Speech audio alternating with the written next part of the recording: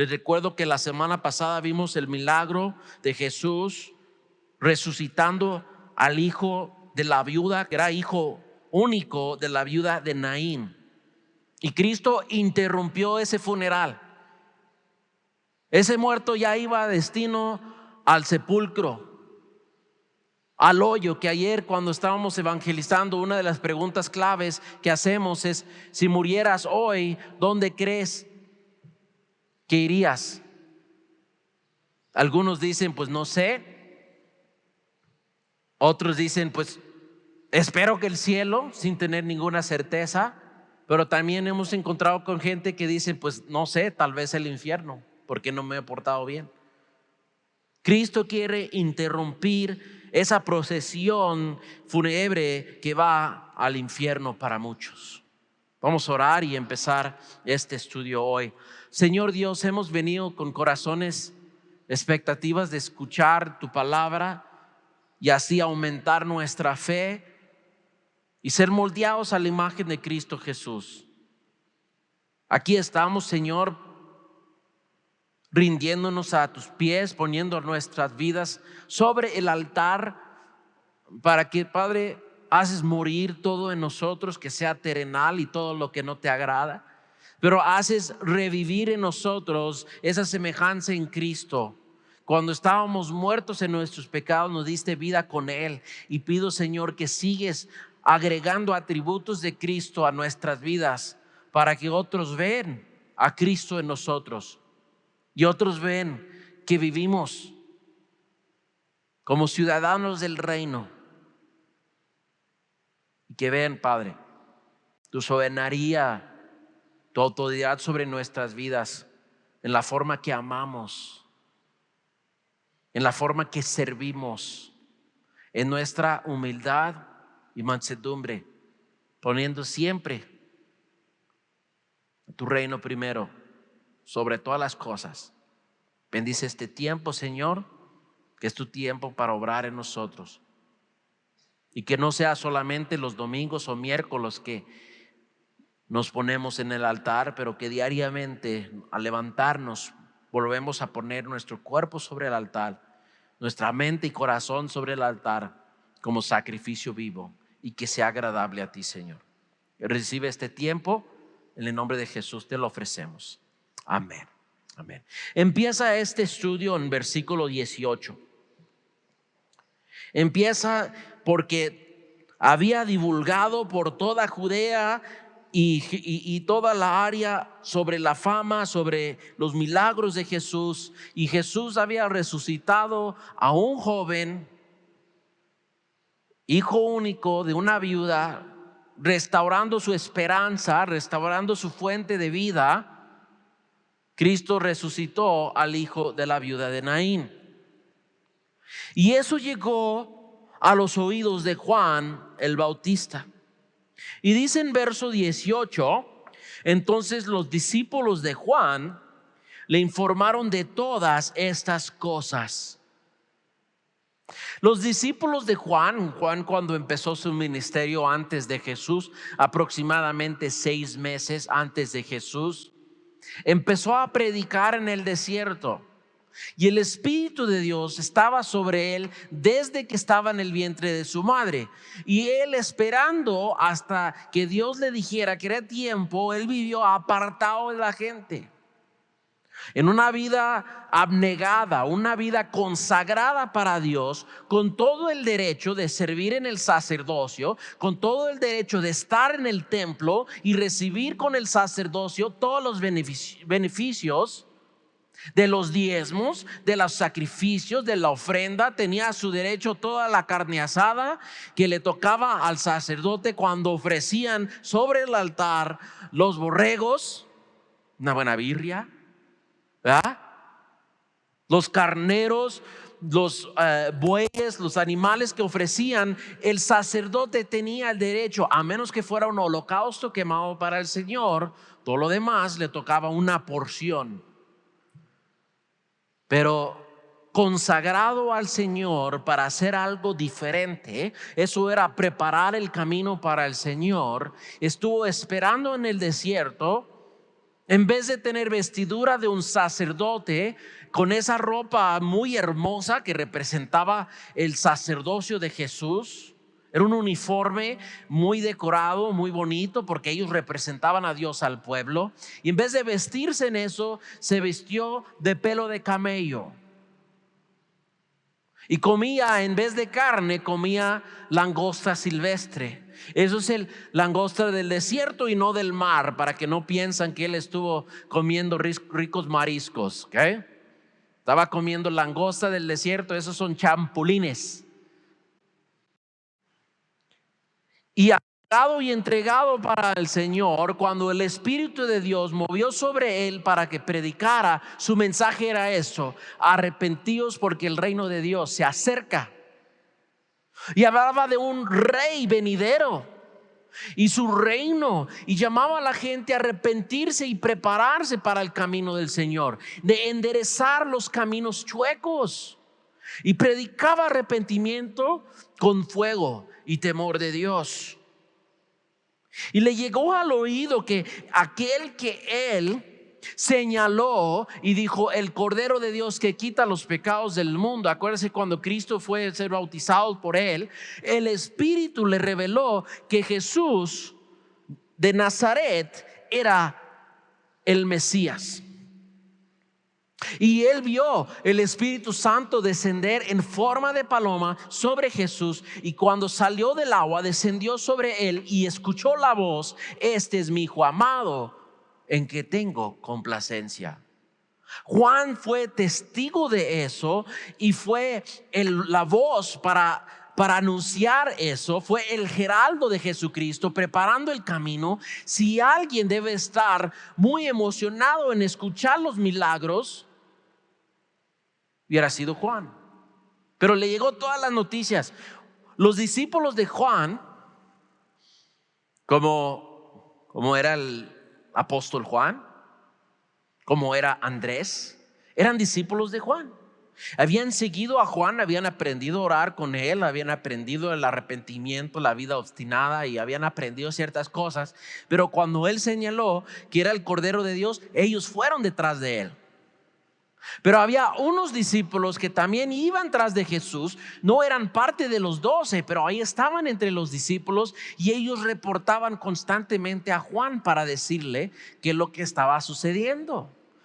Permanecieron también fiel a Juan. Algunos dijeron: oye, aquel que estaba con nosotros, el que bautizaste, ahora está bautizando y tiene más discípulos que tú. ¿Y qué dijo Juan? Es necesario que yo mengüe, pero para que él crezca. Y así como ¿cómo se llama? El amigo del novio está contento que el novio se va a casar, entiende que él no es el novio, él nomás viene siendo el amigo del novio. Y así Juan veía y sabía que su posición era anunciar a Jesús y moverse del camino.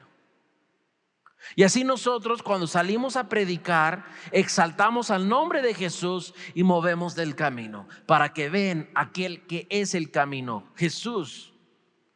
Entonces él, ya habiendo sido removido del escenario, no por su propia elección, aunque él sabía que iba a menguar, fue arrestado por Herodes. Herodes el tetrarca, o Herodes Antipas, que era hijo de Herodes el Grande. Herodes el Grande era el que estaba reinando cuando Jesús nació. Era aquel Herodes que mandó a matar a todos los niños alrededor de Belén. Este es el hijo, Antipas. Y Antipas también tenía sueños de grandeza, y él quería restaurar el reino que tenía su padre antes, pero solo le había asignado una tercera parte del reino.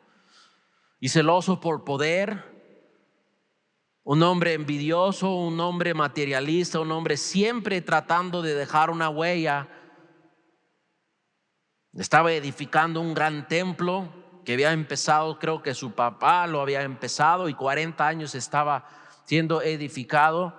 Y ambicioso, pensó que todo rey debe tener una rey hermosa. Entonces, cuando vio que la esposa de su hermano Felipe era más hermosa que su hija, que era princesa de Etiopía, si no me acuerdo, pero de una región en África, vio la esposa de su hermano, La convenció a que fuera con él, se divorció de su princesa, que eventualmente causó una guerra entre aquel rey que había entregado a su hija para que fuera su rey. Entonces él divorció de ella y se casó con la esposa de su hermano.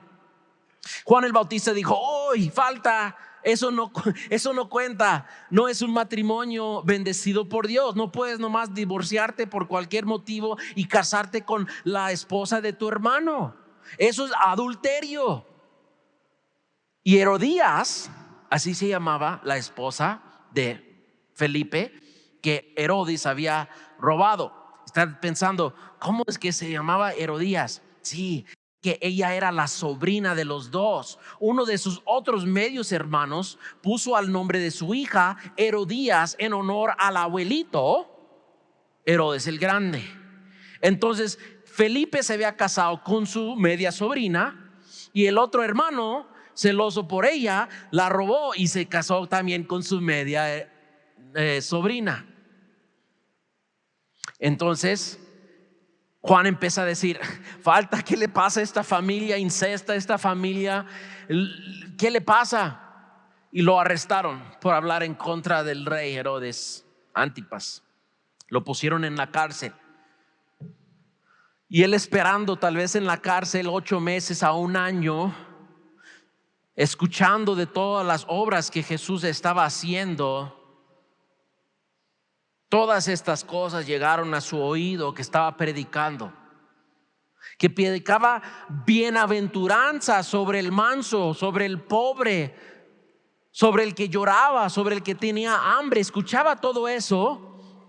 Escuchaba que limpiaba a los leprosos, que abría ojos de los ciegos. Todo eso había escuchado. Y esta es su respuesta, verso 19. Llamando Juan a 2 de sus discípulos, los envió a preguntar al Señor: ¿eres tú el que ha de venir o esperamos a otro? Ahora nosotros, mirando hacia atrás en el retrovisor, es más fácil para nosotros mirar a Juan y juzgarlo. ¿Cómo es que está dudando? ¿No escuchó la voz de Dios? ¿No sintió la guía del Espíritu Santo? ¿No lo bautizó? ¿No era él que le puso el dedo y dijo: el Cordero de Dios? Ahora, ¿cómo es que duda? ¿Alguien aquí tal vez ha debilitado en su fe una vez y ha dudado tal vez de lo que Dios está haciendo en su vida o lo que Dios está permitiendo? O tal vez has hasta llegado al punto de dudar si es verdad lo que creemos, porque aún los mejores predicadores, evangelistas, los mejores profetas han dudado. Vemos en el Antiguo Testamento, Moisés dudó. Se dijo: Señor, ¿por qué a mí me llamas? Yo ya quiero tirar la toalla, ya yo no quiero llevar a este pueblo, Señor, tú llévalos. Moisés dudó. David, lee los salmos. David era una montaña rusa de emoción, a veces diciendo gloria a Dios, a veces decir: Señor, no, mátame mejor. ¿Qué está sucediendo esto en mi vida? Y no se diga Job, que también dudó cuando Dios estaba permitiendo pruebas sobre su vida. Entonces la duda sincera nos lleva a preguntar al Señor que fortalezca nuestra fe. Y hay una diferencia entre la duda y la incredulidad. La Biblia muestra que la incredulidad es pecado. Incredulidad es llamar a Dios mentiroso. Yo no creo, me mientes, tus promesas no son ciertas. Eso es la incredulidad. Pero la duda sincera es el hombre, la naturaleza del hombre preguntando si será cierto. Y eso es lo que dijo John MacArthur acerca de la duda sincera. MacArthur dijo: la duda sincera no es un mal punto de partida, pero sí un mal punto de llegada. O sea, la duda sincera no es de donde dejamos estacionados, no es el destino. Pero si dudamos de algo, es una buena partida para decir: ahora, Señor, quiero que me muestres, quiero que me reveles, que me enseñes la verdad sobre estas cosas que tengo dificultad en mi mente para creer. Ahora, la duda es una cosa mental.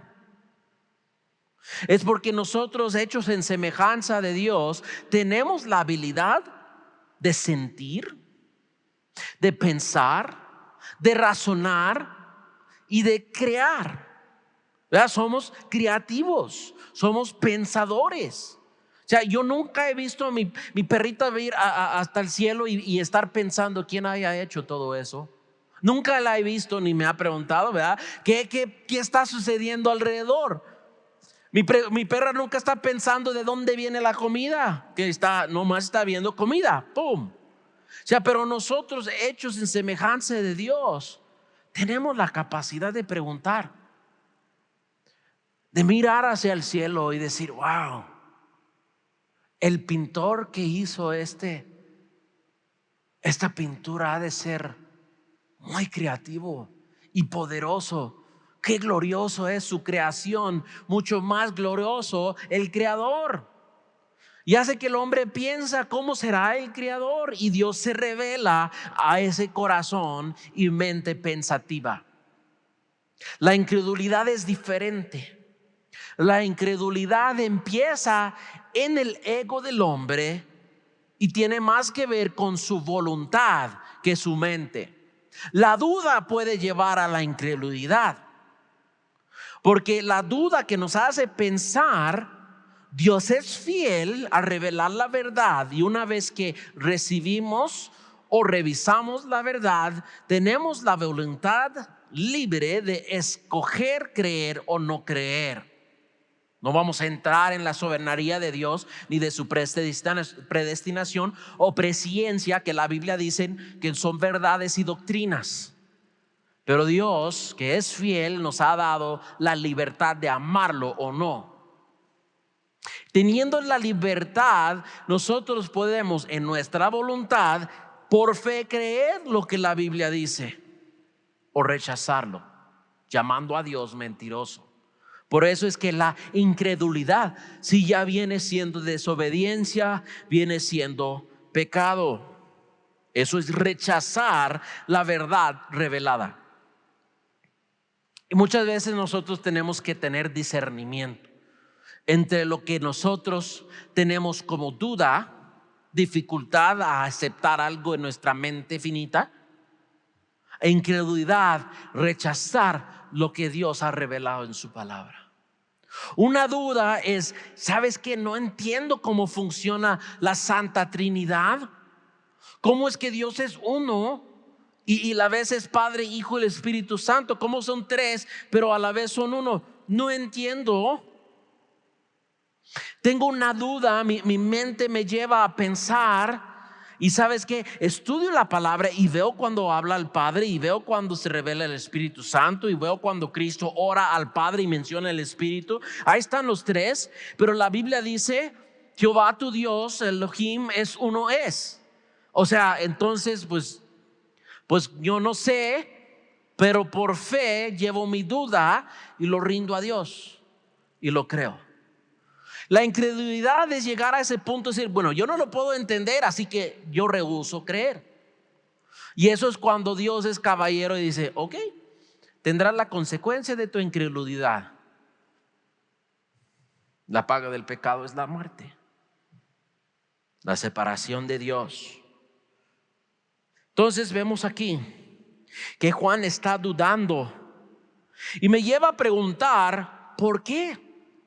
¿Por qué será que el gran profeta que Jesús, más vamos a ver más adelante, que Jesús dice que el que ha nacido de mujer no hay ningún hombre más grande que él? Y era el último de los profetas del antiguo pacto. Y él dudó. Y podemos tratar de entender por qué dudó, pero yo creo que uno de los mayores motivos más grandes fue su circunstancia. Las circunstancias que estaba encarcelado, y su circunstancia era inconsistente de lo que él entendía sobre el Mesías. Su circunstancia era difícil para él entender cómo el Mesías tan poderoso Y él, habiendo sido fiel y entendiendo el propósito de Dios, esas tres cosas no tenían consistencia para él: el poder del Mesías, su persona y el propósito de Dios. El poder del Mesías, su persona y el propósito de Dios. Veía un Mesías poderoso, abriendo ojos de los ciegos, destapando oídos sordos, soltando lenguas mudas, levantando cojos a caminar. Y aún lo último que él escuchó, ahora sí está resucitando a muertos. Aquí viene el Cordero de Dios y a decir al mundo que se arrepintiera, que a los que no se arrepintieran debe de ver los castigos. Las cosas malas deben pasar a la gente mala. Y yo, que soy buena, ¿por qué me pasa cosas malas? ¿No nos ha pasado por la mente también? Que nuestra circunstancia nos hace dudar del poder del Mesías. ¿Realmente tiene este poder? ¿Realmente es el que dice ser? Y lo último, el propósito de Dios.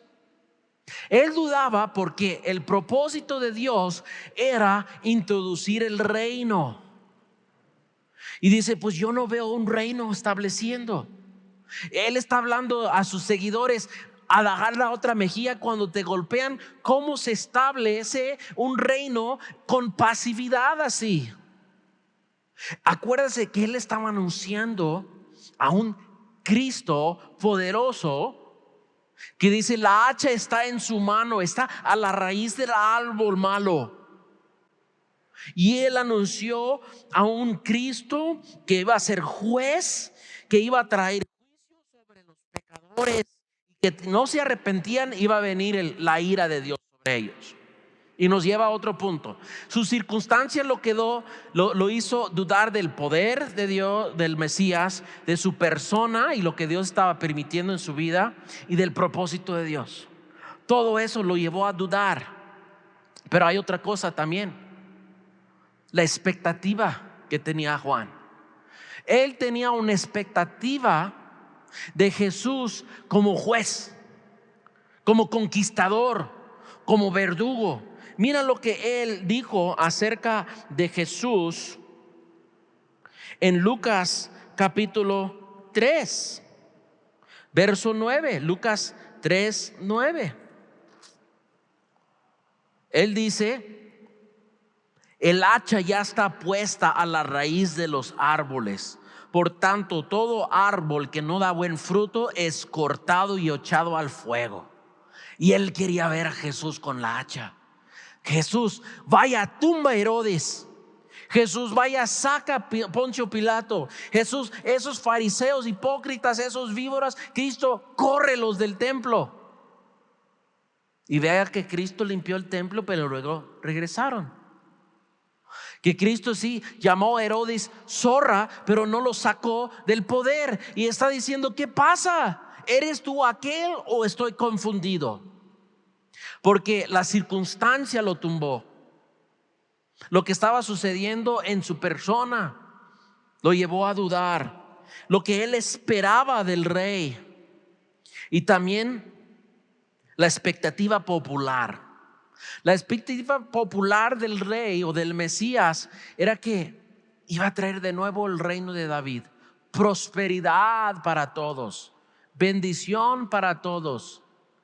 Y él decía: ¿por qué no viene el juez a traer la ira y a establecer su reino de prosperidad? Entonces, mira, ahora la aplicación personal.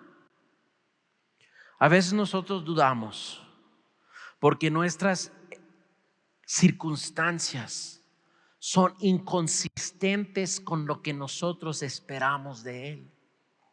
Esperamos nosotros que una vez rindiéndonos a Cristo, todo iba a ser de color de rosa, ya no íbamos a tener problemas. Y más, ahora que me estoy portando bien, ahora que me estoy alejando del pecado y entregando a ti, mejor me debe ir. Pero veo el mundo, que los malos prosperan y los buenos son humillados. Dios, no entiendo. Y muchas veces dudamos. Expectativas. Ahora, Cristo, en vez de regañarlo, va a alimentar su fe. Y aquí vamos a ver la obra tierna del Señor Jesús. Pero mira lo que me encanta aquí, lo que sucede en verso 20. Cuando los hombres llegaron a él, dijeron: Juan el Bautista nos ha enviado para que te preguntáramos: ¿eres tú el que ha de venir o esperamos a otro? Nota, o esperamos a otro. Qué bueno que Juan decidió enviarlos a preguntar a Jesús mismo. Ahí debemos llevar nuestras dudas y preguntas. Señor Jesús, tú sabes que tengo dificultad de entender esta circunstancia en mi vida. Señor, yo tengo dificultad de entender lo que está sucediendo al mundo. La oscuridad esparce, los malos prosperan. Yo no entiendo, Dios, ayúdame a entender lo que estás haciendo. ¿Cuál es tu propósito? Porque lo que está en peligro es que busquen a otro. ¿Eres tú aquel o buscamos a otro? Y déjame decirles, hermanos, cuando no llevamos nuestras dudas o dificultades que tenemos en la mente al Señor, nos entra la tentación a buscar en otro lado. Tal vez Jesús no es que llena mi corazón, no está supliendo mis necesidades así como yo esperaba que Él llenaba mis expectativas. Y no está cumpliendo con mis necesidades ni mis deseos. Yo tengo deseo de grandeza también. Yo tengo deseo de prosperidad y de salud y todo bonito. Cristo, ¿no me lo das? Mira, voy a la política, ahí me van a dar una posición. O me voy a una carrera para sacarme más lana. O ¿sabes qué? Busca otra relación, porque ella es más bonita, o él es más guapo, o esto o aquello, y ahí vamos desviando por el camino, pensando que hay alguien o algo que nos va a satisfacer el corazón que está sediente por él. En esa misma hora, dice en verso 21, curó a muchos de enfermedades, aflicciones y malos espíritus, y a muchos ciegos les dio la vista. Entonces él les respondió: vayan y cuentan a Juan lo que han visto y oído. Los ciegos reciben la vista, los cojos andan, los leprosos quedan limpios y los sordos oyen. Los muertos son resucitados y a los pobres se les anuncia el evangelio. Y bienaventurado es el que no se escandaliza de mí. Nota, ellos llevaron su duda al Señor y Jesús no les da: ok, siéntense, les voy a dar una conferencia sobre la profecía. Jesús no dijo: siéntense, les voy a dar una clase de teología. ¿Qué es lo que Jesús hizo? Les dio una revelación del rey en su reino. Nota eso. Les dio una revelación del rey en su reino. Ellos dudaron: ¿será el rey? ¿Será el Mesías que desde el Antiguo Testamento Dios dijo que iba a enviar a salvarnos de todos nuestros problemas, a vencer a todos nuestros enemigos? Sí, Él está tratando que el enemigo más grande es el pecado y el ego, el yo, porque el ego no es tu amigo. Cristo dice: haz morir a ese ego en ti, que te hace buscar grandeza aquí o prosperidad allá, o buscar fuera del reino de Dios lo que tú deseas.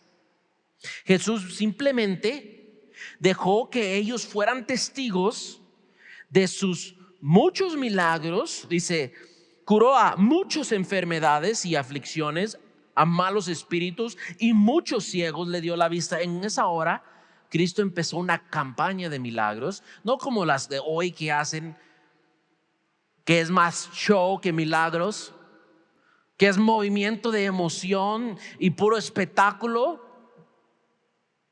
Lo que Dios hace hoy más que todo es levantarnos que estábamos muertos en nuestros pecados, que estábamos cojos y no podíamos caminar derecho, estábamos ciegos, no podíamos ver nuestro pecado, mucho menos el mundo, estábamos sordos, no podíamos escuchar la voz de Dios, más bien tapábamos los oídos y buscábamos que alguien más los cantaba bonito. Y Dios hace milagros hoy, pero no como los charlatanes de hoy hacen para hacerse ricos. Él hizo obras verdaderas, enseñándoles quién es el rey y cómo es el reino. En el reino ya no hay ciegos, en el reino ya no hay leprosos, Y cuando llegamos al cielo no vamos a tener miedo a la muerte porque ya no había muerte.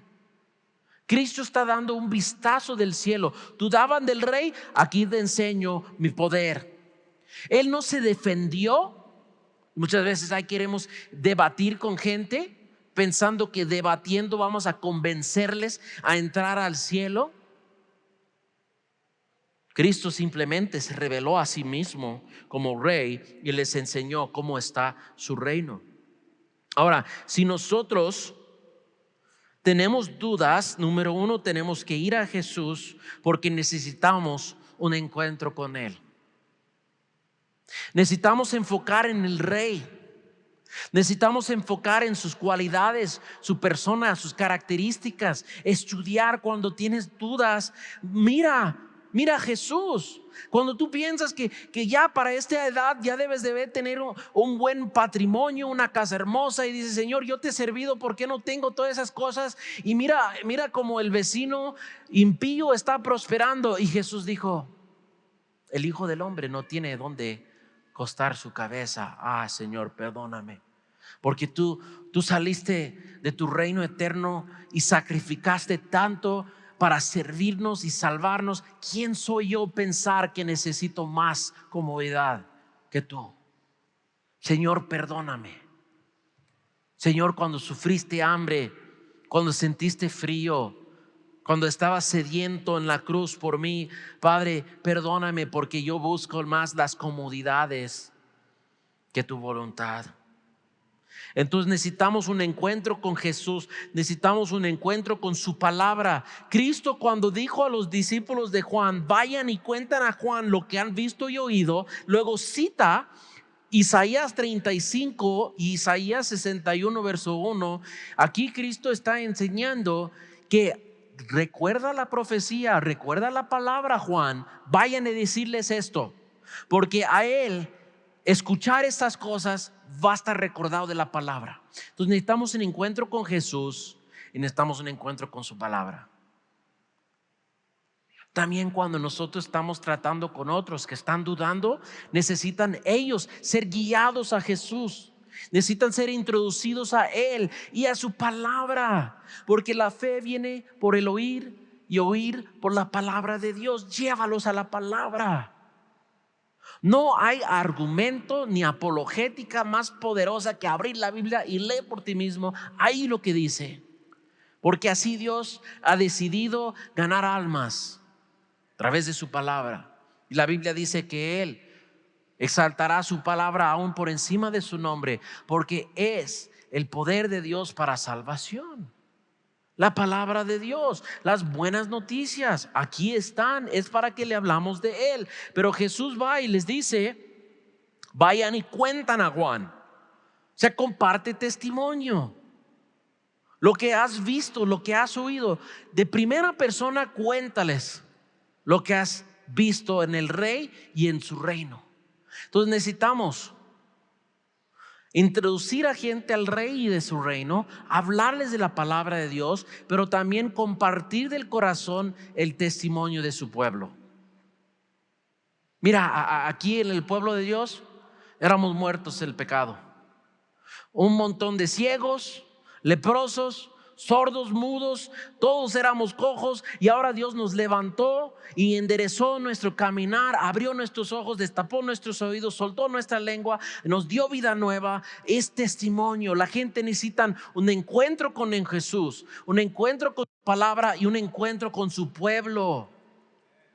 Y también si estás en una prueba, dificultad y duda, también haz lo mismo. Tenga un encuentro con Cristo, con su palabra y con su pueblo. Yo he hablado con mucha gente evangelizando o en mis viajes. Yo he encontrado gente que dice, ¿sabes qué? Yo no voy a la iglesia. No, la iglesia está llena de hipócritas, me lastimaron. Es más, yo ya ni sé qué creer. Yo sí creo que hay un Dios, pero yo no sé si creo eso en la Biblia. Yo no sé si hay cielo o el infierno. ¿Sabes qué? Yo simplemente no sé.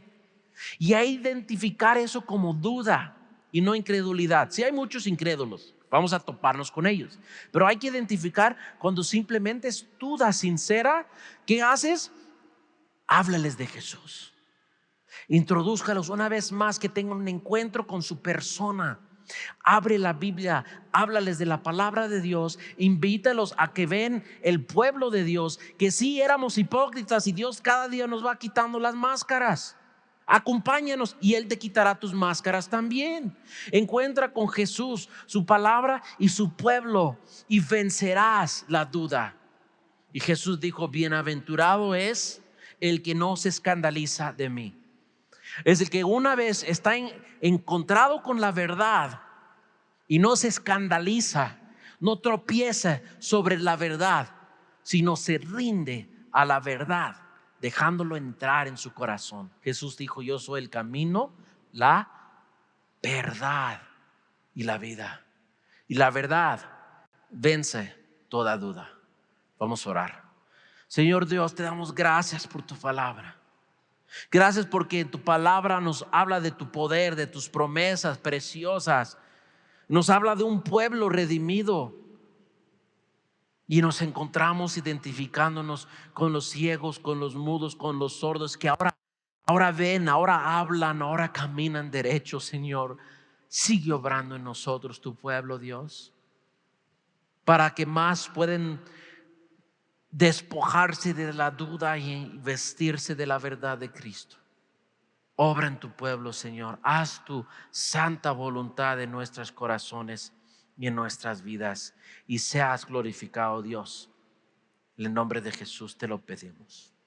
Amén.